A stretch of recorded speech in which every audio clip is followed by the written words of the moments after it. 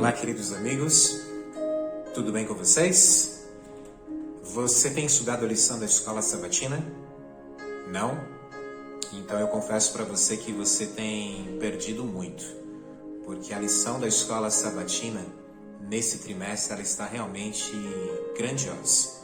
Todos os trimestres são grandiosos, mas esse tem nos trazido um tema fundamental, que é entendermos a antiga aliança, a nova aliança, que é compreendermos que a salvação sempre foi pela graça, seja no Novo Testamento ou seja no Antigo Testamento, que é compreendermos que somos justificados pela fé e que algumas coisas elas irão acontecer na nossa vida, como um processo, por exemplo, de santificação, se nós realmente temos fé em Cristo Jesus, se nós realmente aceitamos a graça que é Cristo Jesus. Nós chegamos na lição de número 12, e a lição de número 12, na parte de sábado, ela traz o título Fé da Aliança. E ela nos traz um verso para memorizar que abrange realmente tudo o que nós estamos falando aqui, que se encontra no livro de Gálatas, no capítulo 3, no versículo 11.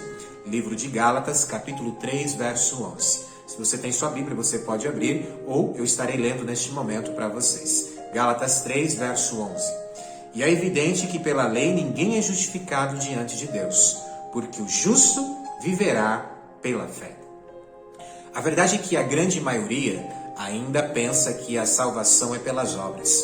Ainda pensam que precisam pagar penitências, fazer penitências, pagar alguma coisa para obterem salvação. E se não fizerem isso, se não tiver ali esse esforço sobrenatural da nossa parte, nós não teremos então salvação. Só que quando a gente vai à Bíblia, nós percebemos que a salvação ela sempre foi pela graça. Seja no Novo Testamento, seja no Antigo Testamento, seja Antiga Aliança, seja Nova Aliança, ela sempre foi pela graça. E nós somos justificados pela fé. Ou seja, não tem nada que eu possa fazer que me fará ter direito à salvação. A minha força, as minhas obras não me dará direito à salvação, porque nós somos pecadores falhos e o salário do pecado é a morte. Só que ao mesmo tempo existe salvação, e a salvação ela vem do dom gratuito de Deus. Ou seja, Cristo veio a este mundo, morreu por mim e por você, e por Ele ter morrido por mim e por você, nós poderemos um dia ter vida eterna ao lado de Jesus. E por isso, o justo viverá pela fé. O justo viverá pela fé. Temos que ter fé neste Deus que um dia veio a este mundo, morreu por nós. Amém? A parte de domingo, ela vem falando sobre reflexões do Calvário, ou reflexões sobre o Calvário. Eu gostaria de dar uma dica extremamente importante para você. Quão bom seria se você pelo menos dedicasse 30 minutos do seu dia para você meditar no plano da salvação, para você meditar no Calvário, para você lembrar que um dia Jesus veio a este mundo e morreu por você. Amém? Ellen G. White, inspirada por Deus, no livro Testemunho para a Igreja, ela diz que o comprimento, a largura, a altura e a profundidade de tão assombroso amor não podemos sondar. A contemplação das incomparáveis profundidades do amor do Salvador deve encher a mente, tocar e sensibilizar o coração, refinar e enobrecer as afeições, transformando inteiramente todo o caráter. Quão bom seria se você dedicasse um tempo a mais na sua vida, todos os dias, para meditar na palavra de Deus, para meditar no plano da salvação. Amém?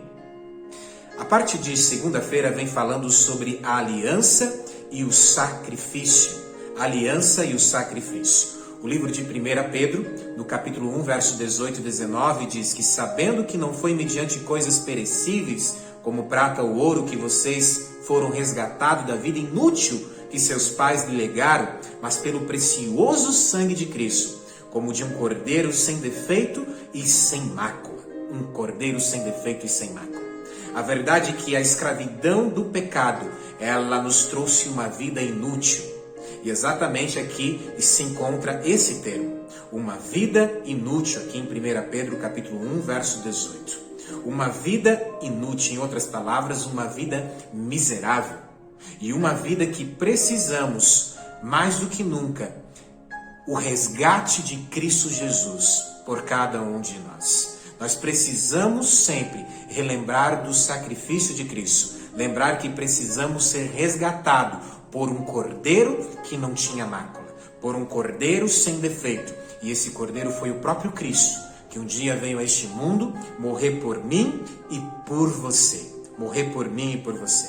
Nós não podemos jamais nos esquecer que a transgressão da lei, isso aqui é muito importante, que a transgressão da lei de Deus, só Jesus poderia reparar essa brecha. Só Jesus poderia reparar essa brecha. E aqui há algo muito importante, porque nós tínhamos uma dívida para com Deus. Uma dívida que só Jesus poderia realmente pagar. Só Jesus poderia pagar. Isso nos faz entrar em alerta relacionado à lei, porque isso nos leva à certeza que a salvação não é pela lei, a salvação é pela graça. Somente Cristo poderia pagar esse preço, e por isso a salvação é pela graça, por isso somos justificados pela fé.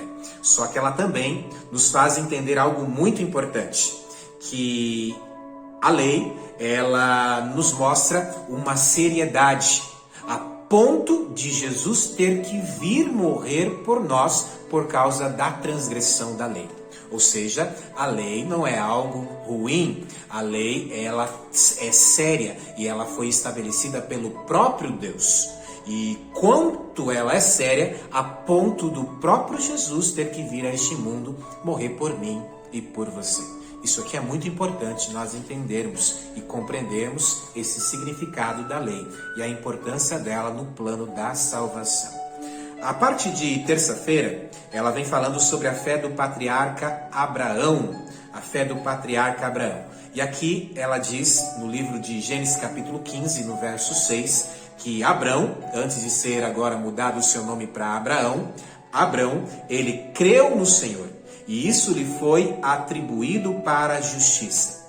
Ou seja, claramente aqui já no livro de Gênesis, com o personagem Abrão, nós vemos a justificação pela fé, não pelas obras. Abrão, ele creu no Senhor. Aqui há 3 palavrinhas bem interessantes, que é crer, atribuir e justiça. 3 palavras para nós compreendermos realmente essa justificação pela fé. Mas crer aqui significa, em outras palavras, que Abrão ele se apoiou em Deus. Ele realmente abraçou esse Deus e creu. E creu que ele poderia fazer algo ali para a sua vida. Poderia ali, de alguma maneira, salvar, por exemplo, o seu filho. E ele creu que a graça de Deus poderia ali realmente restaurar a vida dele. Isso aqui é muito importante porque nós entendemos e que a nossa maior necessidade é a justificação. Porque todos nós, sem exceção alguma, somos pecadores. E essa justificação, ela vem somente pela fé e ela é atribuída por Deus. Ou seja, o texto diz que Abraão creu no Senhor e isso lhe foi atribuído para a justiça. Ou seja, é atribuída por Deus. Isso é muito importante, nós compreendemos essa parte aqui de terça-feira. A parte de quarta-feira, a continuação ali da fé do patriarca Abraão, nós compreendemos realmente que a obediência de Abraão, ela provou que ele realmente tinha fé nesse Deus. E que Deus poderia ali fazer, em outras palavras, um milagre. Ou seja, a fé, ela vem antes da obediência. Ela vem antes da obediência. A obediência, ela é uma consequência da fé, de uma fé genuína em Deus. Ou seja, por isso nós não somos salvos pelas obras, não somos salvos por nossa obediência, mas por ter fé em Cristo, consequentemente eu serei obediente a Ele, obediente a Ele. Isso aqui é muito importante para nós compreendermos o papel da lei no plano da salvação. Não somos salvos pela lei. Somos salvos pela graça, somos justificados pela fé em Cristo Jesus. Mas se eu realmente aceito Jesus no meu coração, eu aceito a graça na minha vida, a minha vida será diferente de antes. e eu começarei a ser mais semelhante a Cristo, e irei começar a ser obediente a Ele. E agora, então, a obediência é uma consequência de eu ter fé nesse Deus que me salvou, através da cruz do Calvário.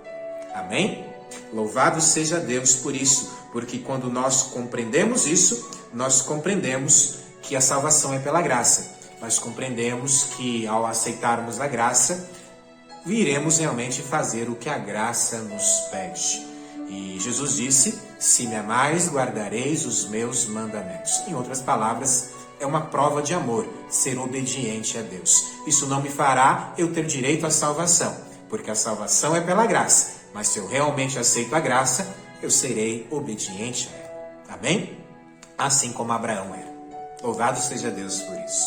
A parte de quinta-feira vem falando sobre descansando nas promessas. Descansando nas promessas. Nós precisamos começar a crer mais neste Deus e a ter a certeza que nós podemos nos refugiar em Deus, que nós podemos entender que somos justificados por Cristo e que nós precisamos então buscar ter essa paz, porque Ele nos justificou. Eu não preciso pagar nada, o preço já foi pago por mim. É certo que esse preço custou muito alto, não para mim, mas custou o sacrifício de Cristo, o sangue dele derramado na cruz do Calvário. Para mim é gratuito, basta eu apenas aceitá-lo. E então eu sou justificado pela fé em Cristo Jesus. E agora eu serei então obediente a esse Deus. E terei então, quando Ele voltar, vida eterna ao lado dele. Que Deus possa te abençoar, que Deus possa te iluminar. E que você possa compreender isso. Que sim, somos justificados pela fé. Que somos salvos pela graça, sempre foi assim. Seja no Antigo ou seja no Novo Testamento. Seja na antiga aliança ou seja na nova aliança. Somos sempre justificados pela fé. Sempre fomos salvos pela graça. Não há nada do que eu faça que vai me dar direito à salvação, a não ser eu aceitar realmente a graça que é Cristo Jesus. E aí, se eu aceito, olha para mim aqui, você será obediente a Ele. Isso será consequências, fruto de você realmente aceitar a graça, de você ter fé em Jesus. Eu, por exemplo, quando eu olhar para o mandamento de Deus, aonde um deles vai me dizer, por exemplo, para mim lembrar do dia de sábado, eu vou me lembrar que eu tenho que ser fiel a este Deus. E eu vou me lembrar do texto-chave, que é o texto para memorizar dessa semana, que o justo viverá pela fé. E se eu tenho fé em Deus, eu vou compreender que Deus vai abrir portas para mim. E Deus vai conseguir fazer com que eu possa continuar sendo fiel a Ele. E fazendo isso, quando Ele voltar, Ele me dará a vida eterna ao lado dele. Somos salvos pela graça? Sim. Somos justificados pela fé? Sim. Mas fé sem obras, ela é morta. Em outras palavras, você realmente não tem fé em Deus, se você realmente não tem obediência a Ele. Mas a fé vem antes da obediência. Que Deus te abençoe. Feche seus olhos. Pai querido, obrigado, meu Deus, por essa linda lição. Que o Senhor ilumine cada um de nós, para que nós possamos compreender que somos salvos pela graça, que somos justificados pela fé, mas que nós possamos também entender que obediência é um fruto de nós realmente termos fé em Ti, de nós realmente aceitarmos a graça em nossa vida, porque quando aceitamos a graça, ela nos transforma e por consequência disso, nos tornamos também obedientes a ela. Que Deus nos abençoe, em nome de Jesus. Amém.